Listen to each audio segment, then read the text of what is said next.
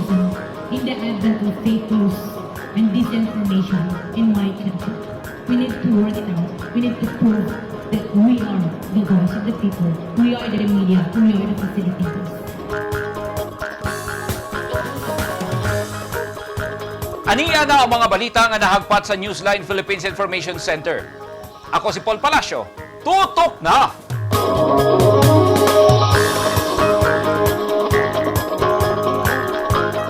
Sa mga headlines, usa na ang patay kapin gatos ang naapektuhan sa suka kalibang sa mga residente sa Turil District, Davao City. Diarrhea outbreak, gideklara.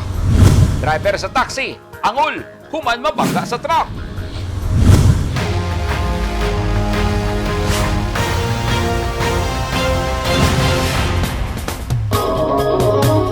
Sa detalye sa itong mga balita, usa na ang patay ug kapingatos na ka mga residente ang naigo sa suka kalibang kon diarrhea sa Turil District, Davao City. Kung asa miabot na sa 15 ka mga barangay ang apektado. Gidudahang gikaon nga street foods naggikan ang gibating sakit sa tiyan sa mga residente. Ani ang report ni Eugene Hinutan. Gisaysay sa puhan nga si Pipita Tikson nga nalisang siya nitong Sabado dihang nakasinati og suka kalibang ang iyang duha ka mga apo nga sila Brian Tikson ug Ayesha Krita. Matod ni Pipita, natingala na lang siya nga nagsigig suol ang tiyan sa iyang duha ka mga apo ug namatikdan nga ang usa nagluya na Sabado sa hapon. Daling gidala sa hospital ang usa sa iyang mga apo tungod naglisod na kini og ginhawa. Duha, magsuon na sila. Lalaki babae. Babae puro. 13 years old o 15. Nangadto na sila sa Rasay kay natagaan man gud og kwarta sa ilang auntie. Nangadto dito nanakay karon ang gipalit nila katong kuan kwek o siomay o katong potato chips na na-design ba. Oh. Pagbalik nila ako po yung yun sa man yung gipamalit ingon siya. Tilaw kami, kaon ka. Oh. Kuan, pagkaon ako sa potato chips, gahi kaayo. Na kung nagpalit mo ani, bahaw man ni. Ang pagkaugma to kay Biyernes man to sa hapon. Nagsugod, nagtai-tai akong apo, pero painom lang ako gloperamide. Oh, di. Nagtuomi, okay lang to. Kay nauli ra bukid pagkahapon. Ingon ko, ang tambala, inuma. Kani akong isa ka apo, ang manghod. Kay to ama na sa amahan. Di wa po kabalo nga nagkuan na day siya nagtai-tai na pod karon nianhin na tong bata na asa si Lola Pita kay si Ayesha didto Ayesha man ang pangalan nagsuka-suka di akong giadto pag adto nako kay di naman siya kahinga kay one day na gud siya nga suka kalibang di akong ingon ang amahan na dito lang sa ni sa balay be kay para akong obserbahan. Pagkagabi ang bata naglisod na gyud og ginhawa, lain na daw siya. Nako di na gyud taan ni pwede matulog na ang bata di madalag hospital. Dugang ni Pipita niabot sa punto nga nagkritikal ang kinabuhi sa iyang apo dihang pagdala sa ospital. Gibalibaran sab sila sa pipila ka mga ospital nga iyang gidalhan sa iyang apo niadtong higayuna. Pag BP, zero. Tawag dagan sa doktor. Kay zero man ang BP sa bata.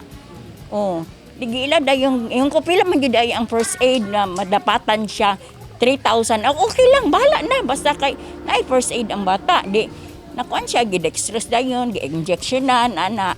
Sunod nga na-admit ang usa pa ka apo ni Pipita tungod gihapon sa nasinating suka kalibang. Duda ni Pipita ang gikaon nga mga street food nga napalit sa iyang mga apo niadtong Biyernes ang hinungdan sanglit mineral nga tubig ang ilang ginainom sa ilang balay. Luwas na hinuon ang mga apo ni Pipita. Ang residenteng si Arlene Reyes sukad mibuto ang isyu nga tubig ang hinungdan sa posibleng diarrhea dinhi sa barangay Dalyao Turil. Wala una siya migamit og tubig gikan sa Davao City Water District ug tubig gikan sa tubod una ang ilang gimintinar og gamit. Wala na kay nangahadlok man mi kay ang balita daw naaday nagsigig ka tai-tai. Tapos mao to ana mi nagkuan sa tubig sa gripo na lang ni sa puso. Mao lay among gibuhat. Nya wa na mi nagamit sa inawasa. Mao ra among gikuan kay Basig ma-hospital, daghan na kaayo. Oh, naglikay na lang mi, wala mo gamita ang nawasa. Kagahapon nagpagawasong pahayag ang Davao City Water District sa diarrhea outbreak sa Turil District. Giklaro sa Davao City Water District nga negatibo sa bakterya ang supply sa tubig sa nisgutang mga barangay sa Turil. Kini base sa ilang gipahigayon nga water sampling and testing. Base sa impormasyon, sentro sa Suka, Kalibang ang Barangay Dalyaw ug Barangay Proper sa Turil ning syudad. Identify na nato kinsa sila, tag-asa sila nagpuyo. Naa sila sa 113 ka patients no na admitted sa different hospitals of Turil District. Sa kuang Barangay Turil Proper natay 14 ka buok. Sa kuha lang yun no, and then sa Dalyaw 24.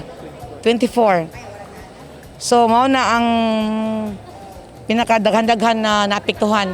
Usa ka 11 anyos nga batang lalaki sa Barangay Proper ang natalang namatay tungod sa diarrhea.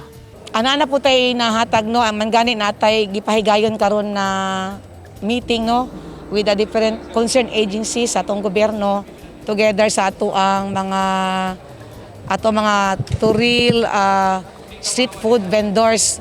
So na may gi-create na command post ang ato ang health center atong City Health Office, and then na come up sa maong meeting kanina na tabangan gitong mga napiktuhan na mga pasyente na maghatatag ayuda sila ha, and then tabangan nato sila sa pag hatag sa ayuda sa atong gobyerno like kanang sa hospital bill assistance nila. Naman tay lingap, naman tay DSWD, daghan tag mga ahensya nga pwede nato maduulan nga matabangan sila sa welcome sa ilang mga hospital bills. Nagpahigayon sab og parallel investigation ang mga personahe sa Davao City Health Office aron masuta gyud kung unsa ug asa gikan ang bakterya nga miresulta sa suka kalibang sa mga residente. Gawas sa tubig, apil sa ginasubay sa CHO ang mga pagkaon hilabi na gyud ang mga street food nga naasara sa street sa Turil. Pasado las 10 sa buntag kaganiha, gipulong sa Barangay Turil Proper sa pagpanguna ni Kapitan Lilibeth Alag, kuyog ang mga personahe sa CHO, City TMO, City Economics ug PNP ang street food vendors sa Turil aron mapugngan ang posibleng pagkuyanap pa sa diarrhea. Temporaryong suspendido sugod karong adlaw ang operasyon sa mga street food vendors samtang padayon pa ang gihimong investigasyon sa City Health Office sa posibleng tinubdan sa diarrhea. Ang ato ang mga vendors ato silang gipanghiminawan pag-ayo, gitudluan unsa angay buhaton. Man gani karong Huwebes na atay pahigayon na food proper handling seminar sa ilahatanan, and then magkuan po sila, magsubmit sa ilang stool para ma-check up ang ilang stool para matugkad gyud nato og asa gyud ang source sa problema kaning diarrhea. Ang ato ang mga street food vendors dili sila pwede magtinda karong adlaw hangtod sa naanay advice ang ato ang City Health Office na pwede na sila mobalik og paninda. Gisiguro karon sa mga barangay officials ug CHO nga istikto na gyud nga ipatuman sa mga street vendors ang proper food handling aron masigurong luwas ang mga mamalit ug makakaon sa ilang mga gibang baligya. Ana sa kapin usa ka gatos ka mga stall owners ug street vendors ang temporaryong paundangon sa ilang pagpaninda samtang ginatino pa ang tinubdan sa suka kalibang sa mga residente. Nagpasalig ang Barangay Turil Proper pinaagi sa kooperasyon sa CSWDO nga mutunol og hinabang sa mga street food vendors nga maapektuhan sa temporaryong pagpaundang sa ilang operasyon. Kooperasyon sa katauhan ang panawagan karon sa mga concerned agencies hilabi na sa CHO, ingon man ang barangay aron dungan nga mapatukan ang diarrhea outbreak. 15 na ka mga barangay sa Turil ang gireport nga apektado sa suka kalibang kon diarrhea. Eugene Hinutan, Newsline Philippines, Davao Region. Stay safe.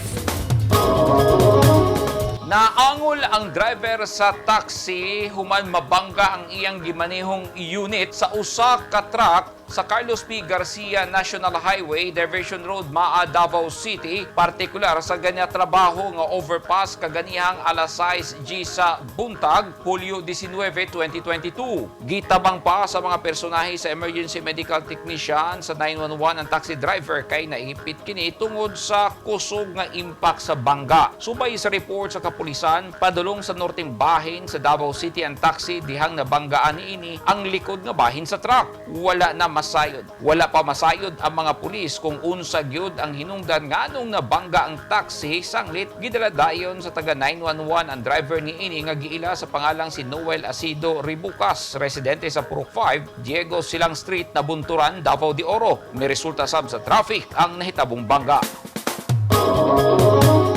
Human sa nahitabong sunog sa butanganan og armas ug mga bala sa mga sundalo sa Camp Evangelista niadtong milabayng Lunes, gipaniguro karon sa Philippine National Police nga luwas ang ilang armory ug lugar kung diin nahimutang ang ilang mga bala ug armas. Sumala sa kapulisan, nahimong leksyon kanila ang panghitabo sa 4th Infantry Division sa Philippine Army sa Barangay Patag, Cagayan de Oro City. Unsa ba ang gihimo sa PNP 10? Ani ang report ni Bobby Lagsa. Nag-inspeksyon na ang Philippine National Police Regional Office Command sa Region 10 sa ilang ammunition depot. Human hitabo ang sunog dito sa Camp Evangelista sa Barangay Patag, Cagayan de Oro City niadtong nilabay nga semana. Mismong si Police Regional Director Brigadier General Benjamin Acorda Jr. ang nagmando sa Tanan Police Office sa Region 10 nga inspeksyon ng mga ammo storage niini. Atol sa inspeksyon, ipaniguro sa PNP Region 10 nga luwas ang lugar kung diin nahimutang ang ilang mga armas ug bala ug labaw sa tanan mapaniguro nga dili mahitabo ang nasinatian sa mga sundalo niadtong nilabay nga semana. Now we are just waiting for the result kasi ang sinabi ko hindi lang sa Camp Alagar kundi in all tenant units at saka ibang mga stations. Lalo yung mga nakukumpiska ng mga explosives at saka sa ibang police units natin pina-inventory ko para to make sure that hindi sila magiging fire hazard or mga accident hazard. Gawa sa pisikal nga inspeksyon sa PNP, ipatanaw usab nila sa Bureau of Fire Protection ang lugar aron mapaniguro nga kanunay sila nagsunod sa mga patakaran sa gobyerno sa pagtipig sa mga bala ug armas. With regards to the nagkakandak din ng BFP sa atin no sa not only sa mga ammunition kumbaga sa buong facilities namin sa PNP, there is a regular check-up by the BFP. So na-clear naman lahat, sir? Kasama naman. Okay. In addition to the memorandum at saka inspection na ginagawa ng ating EOD sa region, I encourage especially those custodians to make sure that these are properly placed in sa mga apoy, saka proper safekeeping kasi may procedure po yan, lalo yung mga explosives at munitions, may talagang safety standards na sinusunod. And please, yung mga nag-i-inspect, i-facilitate lang yung inspection nila and make sure that everything is declared kasi baka mamaya may tinatagong mga explosives dyan na mga nakonfiska or kung ano man, dapat maging transparent kasi mahirap yung mamaya may naitago pa pala dyan, hindi nasama sa inspection. Una nagmando si PNP OIC Chief Police Lieutenant General Vicente Danao sa tanang buhatan sa kapulisan nga i-inspeksyon ang ilang armory aron mapaniguro nga layo kini sa tanang klaseng kadaot. Gipanalaminan sa PNP ug AFP ang hitabong sunog sa Camp Evangelista kung diin mokabat sa 27 milyones pesos ang kaptangan nga sa gobyerno ang nasunog. Bobby Lagsa, Newsline Philippines, Cagayan de Oro City. Stay safe.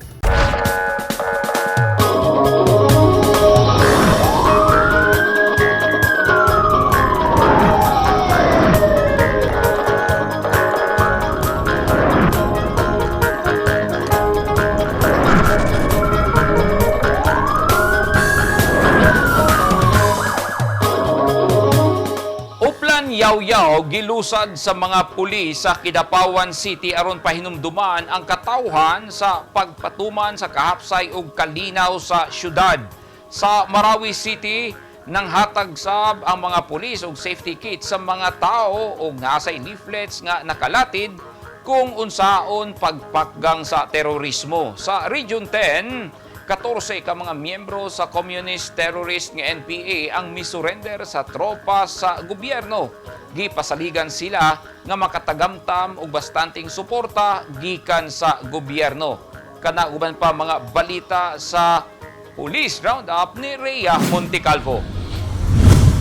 Sa Kidapawan City, gilusad kagahapong adlaw ang uplan yaw-yaw.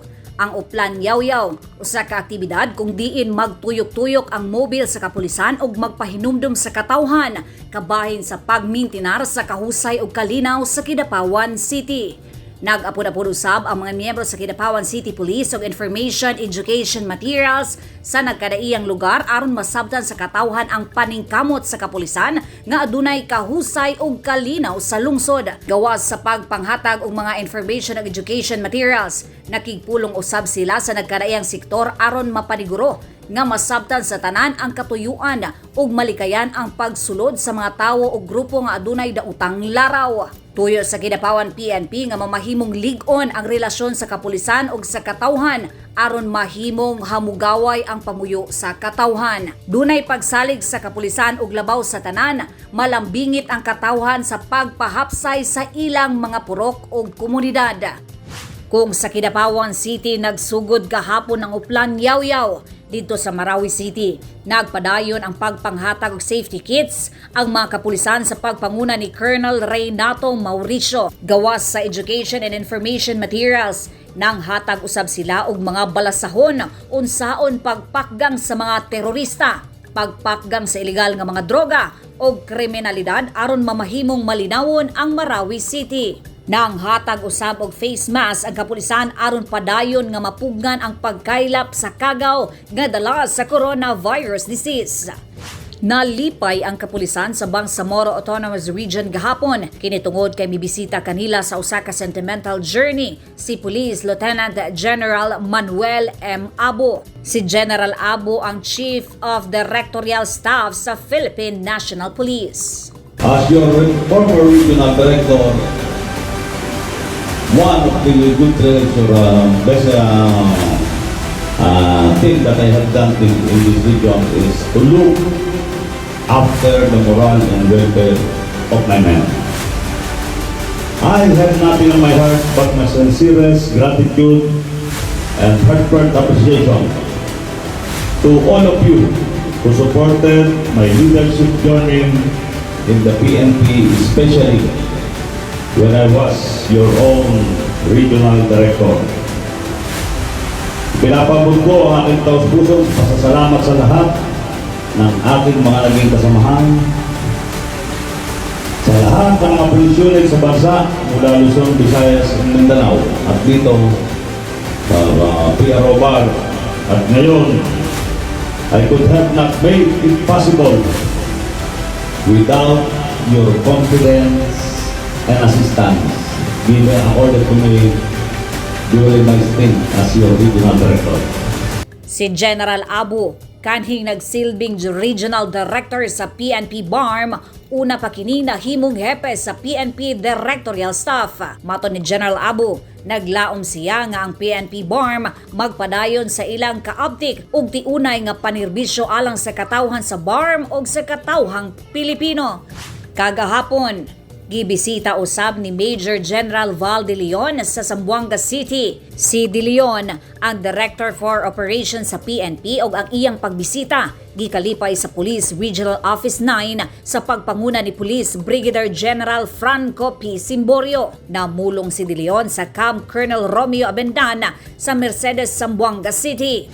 Ug dinhi sa akong probinsya sa Police Regional Office 10, 14 ka mga personalidad nga kanhing misimpatiya sa rebelding kalihukan ang nanumpa og balik sa sabakan sa balaod. Ni adtong milabayng Biyernes, giila ni Police Regional Director Benjamin Acorda ang mga personalidad nga silang Marvin, Jesse, Reborn, Solong, Alisa, Dina, Gabriel, Chris, Nonon, Nanay, Donna, Dayang, Kulot og Alisa ug uban pa ni ining mga kaubanan. Nanumpa sila dito sa Camp Alagar, Barangay Lapasan, Cagayan de Oro City.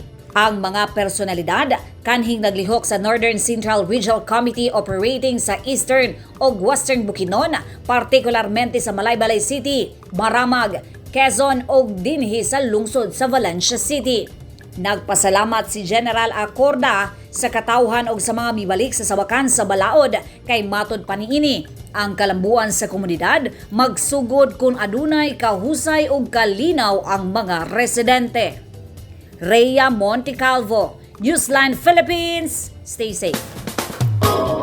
At Tangi Veterinary Quarantine Service Center sa Cotabato Province giinagurahan na o kapin 5 million pesos nga kantidad sa ecstasy na signet sa Bureau of Customs, claimant arestado.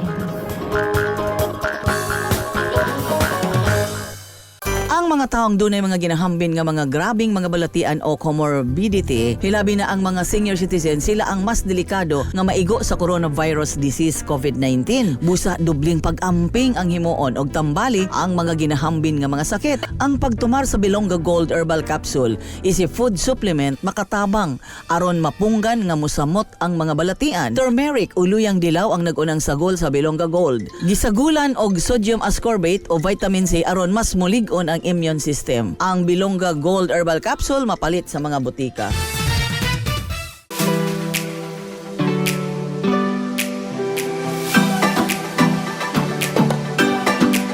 Do you want to be beautiful inside out? Visit RNC Lounge Aesthetics and Wellness, located at Door 3, Molavi Building in Emilio Jacinto Street, Davao City. Your total beauty and wellness center.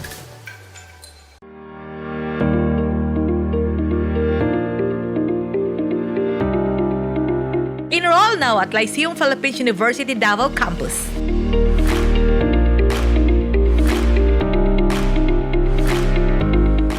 Courses offered: College of Health and Sciences, BS Medical Technology, BS Pharmacy, College of Business and Accountancy, BS Accountancy, BS Administration, BS Management Accounting, BS Customs Administration, Bachelor of Arts and Sciences, Bachelor of Multimedia Arts, Bachelor of Forensic Science, College of International Tourism and Hospitality Management, BS Hospitality Management, BS Tourism Management. They also offer junior college and the following courses: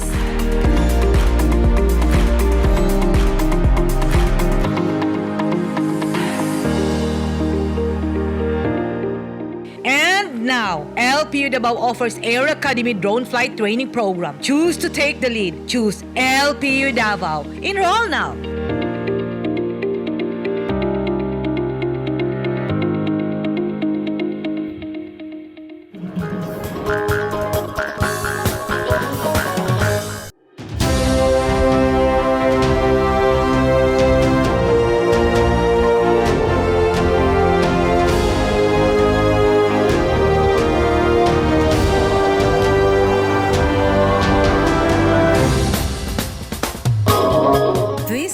Is brought to you by Toyota. This portion is brought to you by Rizal Memorial Colleges. This portion is brought to you by Davao Light and Power Company. Daghan ang nakurat dihang mibuto ang balita nga kanselado na ang Mindanao Railway Project tungod kay wala kini nahatagan og pondo una pa man nahuman ang termino ni kanhi President Rodrigo Duterte.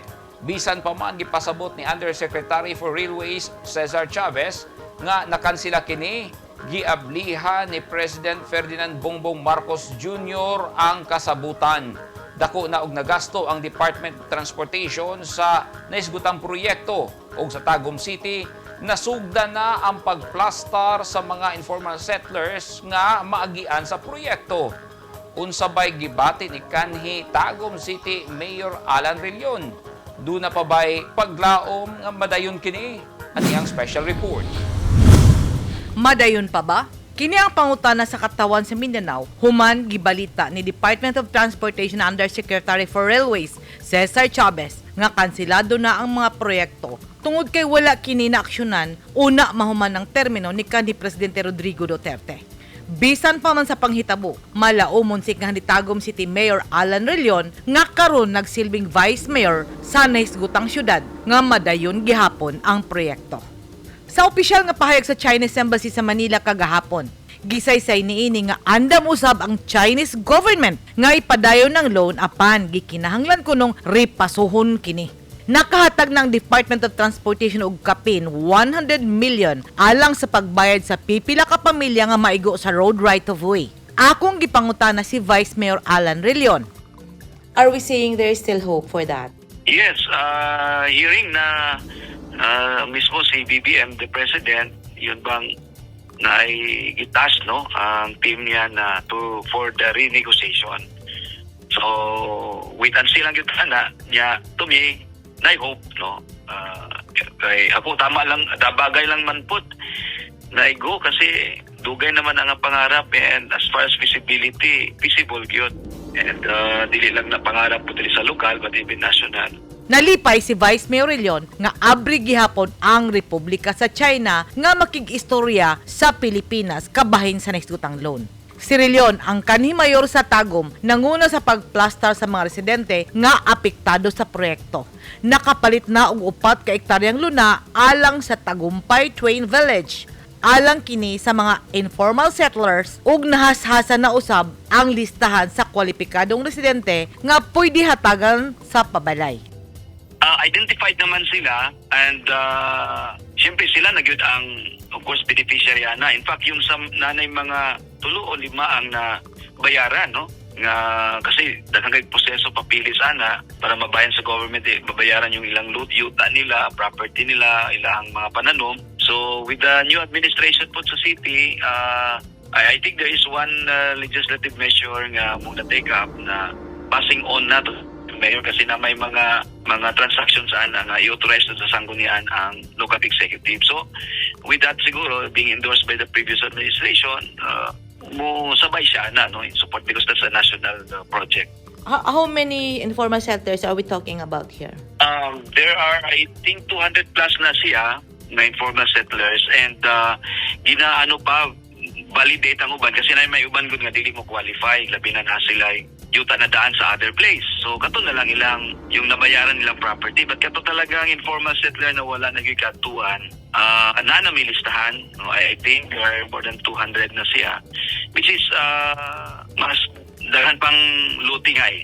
So meaning enough good ang land na and the number of units. Have you paid the land already ba? Nabayaran na yung funding, yung na-download kasi we are expecting more than 1 billion, but yung initial nga i-download 150 million plus ata yon. Ilang requirements sa land acquisition? Almost 4 hectares man to. Napalit naman siya actually, nabayaran fully paid na ang tagiya. Dunay 200 kapin ka pamilya ang maapektuhan sa proyekto ug nakapalit na kini og luna. Nagtuo si Leon nga kaya pang utruhon ang kontrata aron madayon ang proyekto. Sa Facebook page sa Chinese Embassy kagahapon, giklaro ni ini nga abri gihapon sila sa paghisgot sa proyekto aron mapadayon ang maayong relasyon sa China ug sa Pilipinas ubos sa bag-ong administrasyon. Mato ni Chinese Foreign Ministry spokesperson Wang Wenbin, magpadayon ang infrastruktura ug kooperasyon sa Pilipinas sama sa milabayng 6 ka tuig aron mahuman ang mga proyekto sama sa tulay, dam ug uban pang mga proyekto sama sa 3 ka railways ug kinahanglan kunong utruhon lang ang mga probisyon aron mapadayon ang panag-amigo sa China ug sa Pilipinas. Midungag si Minister Wenben nga usa ka technical discussion ang himuon sa duha ka nasud kun government to government discussion alang sa mga proyekto nga wala pa matiwas sa Pilipinas. Sama ni Mayor Leon, madaumon si Transportation Undersecretary for Railways Cesar Chavez nga mapadayon ang proyekto. Edith Caduayan, News 10 Philippines. Stay safe!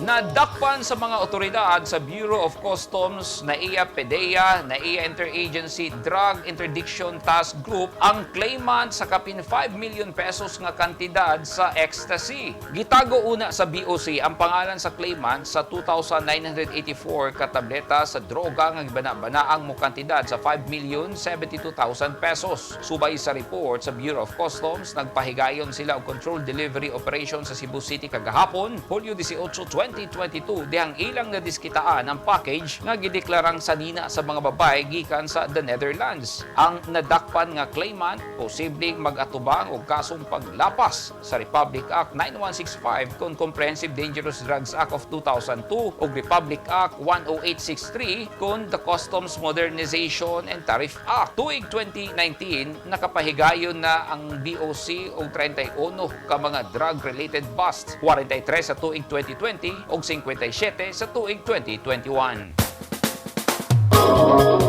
Gilantaw nga dakong tabang sa pagpakgang sa African swine fever ug avian flu virus ang bag-ong Provincial Veterinary Quarantine Service Center sa Cotabato Province nga giinagurahan kagahapon. mamonitor sa pasilidad ang gawas sulod sa mga livestock o mga processed meat products. Ani ang report ni Eugene Hinutan. Giinagurahan na ang 14.7 million pesos nga Provincial Veterinary Quarantine Service Center sa Barangay Old Bulatukan, Makilala, Cotabato kagahapon, Hulyo 18. Ang pasilidad dakong tabang sa kampanya batok African Swine Fever kun ASF ug avian flu virus nga gikonsiderang dakong hagit sa hag ug poultry industry sa probinsya. Ang proyekto gipunduhan sa Cotabato Provincial Government niadtong 2018 ubos sa pagdumala ni Governor Emilio Lala Taleño Mendoza. Pinaagi sa pasilidad, mamonitor ang tanang livestock ug poultry animals, apil na ang mga processed meat products nga mosulod sa probinsya aron malikayan ang makatakod nga sakit sa mga farm animals nga dakong hulga sa sektor sa agrikultura. Sa iyang mensahe, gidayeg ni Bureau of Animal Industry 12 Regional Veterinary Quarantine Officer Dr. Castor Leo Ejercito ang provincial government sanglit ang Cotabato ang dunay pinakadakong veterinary quarantine service center sa tibuok Rehiyon 12. Mismong si Cotabato Governor Taleño Mendoza ang nanguna sa inaugurasyon. Nagpasalamat si Governor Mendoza kang former board member Loreto Gabaya nga mao'y author sa Provincial Ordinance No. 558 kun enacting the Veterinary Quarantine Ordinance of Cotabato Province nga dako ang nahimong kontribusyon sa pagpatukod sa pasilidad. Gilara usab ni Mendoza nga hatag prioridad sa provincial government ang kaayuhan sa sektor sa agrikultura aron makasustener ang food security program. Lakip sa gipasalamatan sa gobernadora ang Bureau of Animal Industry 12 sa paghatag og disinfection truck na maoy gamiton sa operasyon sa pasilidad. Mitambong sabkuyog ni Mendoza ang ubang opisyal sa probinsyal nga gobyerno sa Cotabato, mga department heads ug uban pang stakeholders. Eugene Hinutan, Newsline Philippines. Stay safe.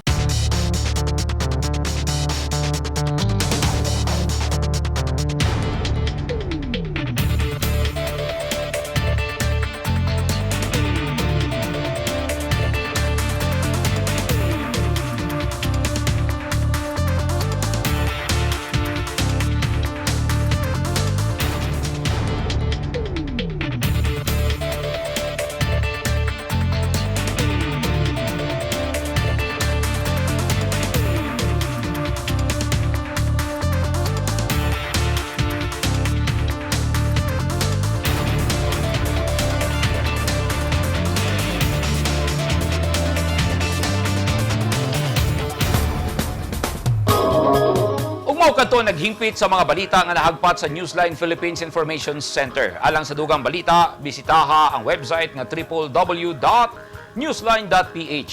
Sa Facebook page, Instagram newsline.ph ug sa Twitter, newsline.ph.